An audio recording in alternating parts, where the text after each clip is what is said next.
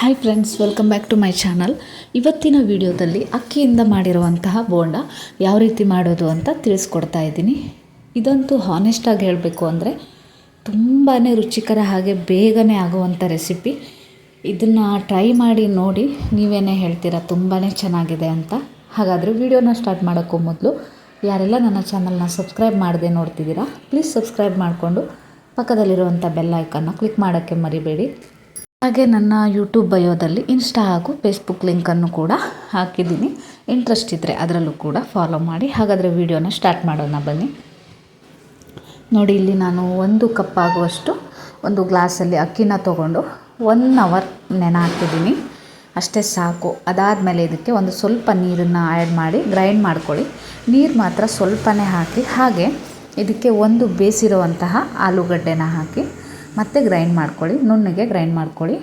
ನೀವು ನೀರನ್ನು ಜಾಸ್ತಿ ಏನಾದರೂ ಹಾಕಿದ್ರೆ ಇದಕ್ಕೆ ಸ್ವಲ್ಪ 2ರಿಂದ 3 ಟೇಬಲ್ ಸ್ಪೂನ್ ರವಾನ ಹಾಕಿ ಮಿಕ್ಸ್ ಮಾಡಿ. ಅದಾದಮೇಲೆ 1 ಸ್ಪೂನ್ ಜೀರಿಗೆ, ಜಜ್ಜಿರುವಂಥ ಕಾಳುಮೆಣಸು, ಕಟ್ ಮಾಡಿರುವಂಥ ಶುಂಠಿ, ಹಸಿಮೆಣಸಿನ್ಕಾಯಿ, ಕರಿಬೇವು, ಅದರ ಜೊತೆ ತೆಂಗಿನಕಾಯಿನ ಕಟ್ ಮಾಡಿ ಹಾಕಿದ್ದೀನಿ.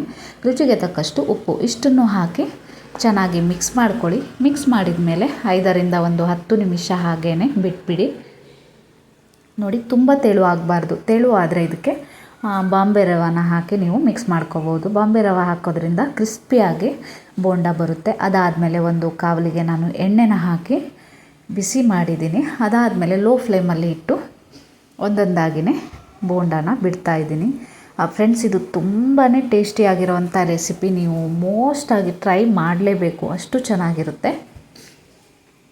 ನೋಡಿದ್ರಲ್ಲ, ಈ ಥರ ನಿಮಗೆ ಯಾವ ಸೈಜಲ್ಲಿ ಬೇಕು ಆ ಸೈಜ್ ಬಿಟ್ಟು ನೀವು ಫ್ರೈ ಮಾಡ್ಕೋಬೋದು. ನಾನು ಲೋ ಫ್ಲೇಮಲ್ಲಿಟ್ಟು 2 ಕಡೆನೂ ಫ್ರೈ ಮಾಡ್ಕೋತಾ ಇದ್ದೀನಿ.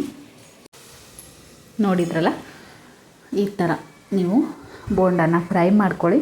ಇದಕ್ಕೆ ತೆಂಗಿನಕಾಯಿ ಚಟ್ನಿ ಮಾಡ್ಕೊಳ್ಳಿ, ತುಂಬಾ ಚೆನ್ನಾಗಿರುತ್ತೆ. ನೋಡಿದ್ರಲ್ಲ ಫ್ರೆಂಡ್ಸ್, ಈ ಸಿಂಪಲ್ ಆದ ರೆಸಿಪಿ ಇವತ್ತೇ ಟ್ರೈ ಮಾಡಿ ನೋಡಿ. ಹೇಗೆ ಬಂತು ಅಂತ ಕಮೆಂಟ್ ಮಾಡೋದನ್ನ ಮರಿಬೇಡಿ. ಇದೇ ರೀತಿ ಹೊಸ ರೆಸಿಪಿಯೊಂದಿಗೆ ಮತ್ತೆ ಬರ್ತೀನಿ. ಅಲ್ಲಿ ತನಕ ಕೀಪ್ ವಾಚಿಂಗ್ ಮೈ ಚಾನಲ್. ಹಾಗೆ ನನ್ನ ಫೇಸ್ಬುಕ್ ಹಾಗೂ ಇನ್ಸ್ಟಾಗ್ರಾಮ್ಗೂ ಫಾಲೋ ಮಾಡಿಕೊಂಡು ಸಪೋರ್ಟ್ ಮಾಡಿ. ಹೊಸ ವಿಡಿಯೋದೊಂದಿಗೆ ಮತ್ತೆ ಬರ್ತೀನಿ. ಬಾಯ್.